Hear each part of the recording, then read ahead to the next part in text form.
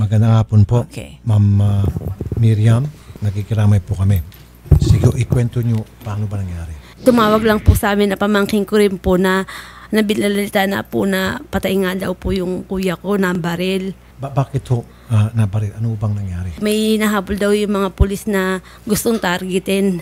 Kararating lang po kasi niya nung galing trabaho. Bali, umuwi po siya ng mga 1:30 nga po ng gabi na yon. Bali, naka-bike ride daw po, sabi ng testigong nakakita. Diretso lang po tayo sa testigo. Ano? Magandang hapon po sa inyo, alias Beth. Hello po. Nakita niyo raw ho yung pangyayari? Opo. Nung gabi pong yon, nandun po akong kasalukuyan po talaga akong nakatayo dun sa terrace namin. Okay. Nang may lumabas pong dalawang pulis sa iskinita, kasunod niya po yung mga barangay tanod. Doon naman po dun sa pinakakanto ng pinaka-terrace na nakatapat po sa akin, may nakatayo na pong dalawang may hawak pong sumpak. Nung papalapit na yung pulis doon sa kanto namin, nakita niya po yung dalawa may nakatayo. Di ginawa po nila, hinabol. Nung pagdating po ng kanto, nagpaputok na po sila. Pero po yung dalawang may sumpak po, hindi po nagpaputok. Kundi po tumakbo lang sila kasi nakita nila na papalapit na po yung pulis sa kanila. Nung unang putok po, sa gilid pa lang siya, tumakbo na po yung mga bata papasok sa iskinita. Okay. Tapos po, bigla silang umatras pa ng konti dun sa gitna ng karsada, pangalawang putok po. Okay. Nung pangalawang putok, wala na po yung mga bata. Talagang hindi na nila nakita. Okay. Nung pangatlo po, gumitna na siya, tama naman pong dumating na po yung isang tricycle na pangpasahero at nakatayo po yung nabaril po. Kaya lang po kasi nakatutok po sa gitna yung baril niya, na although wala na po yung hinahabol nila, dapat po hindi na siya nagpaputok noon. Diniretso niya pa rin po, palapit na po yung tricycle sa kanila. Yung pagkakaalam ng pulis, ang sabi dun sa imbestiga, nag-backride lang daw yung tao na yon, pero kasama daw po dun sa rumble at may hawak daw po itong sumpak at may bala ng shotgun. Pero po ang totoo, wala po.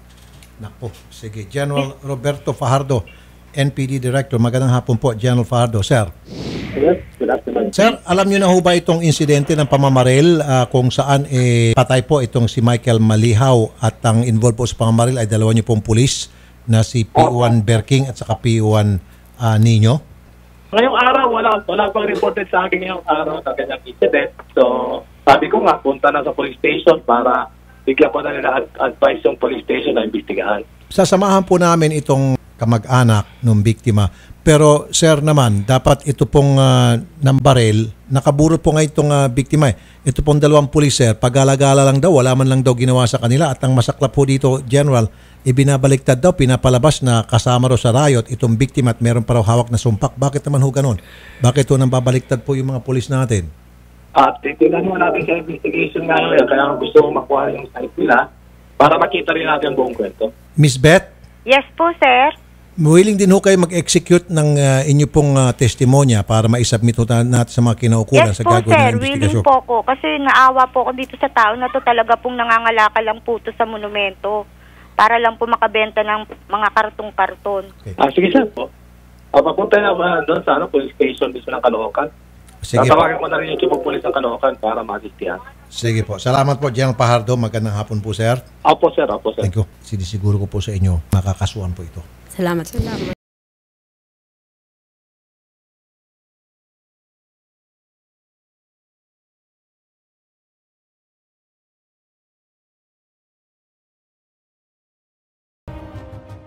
pong witness nyo? Nakita niyo po? Opo. Nang pangatlo ng bala niya, ng pagpuktok ng baril, gumana na po siya. Parang talagang ano niya tama naman pong may parating na motor na pampasahero. Yung tama naman ng motor na pampasahero na yun, doon po nakasakay yung nabaril. Sinasabi po nung pulis sa akin, tsaka doon po sa kamag-anak, sa pamilya niya, yung, na may nakuhaan silang sumpak at saka yung bala ng shotgun. Wala po. Kasi po talaga po, totoo, nakasakay po yung pasahero. Yung nabaril po talaga po nakasakay sa tricycle pang pasahero po. Kuha na sila ng demanda, ipapaila natin yung pulis. Kung mapatunayan na siya talagang bumaril, edi makukulong siya at matanggal siya sa serbisyo. Paano po yung mga babayarin ng katulad sa pugnenarya? Sa panig ko naman, voluntaryo, Sir. mag-agilap din kami kung anong makayanan namin na may abot sa Sir, inyo. salamat po, sir.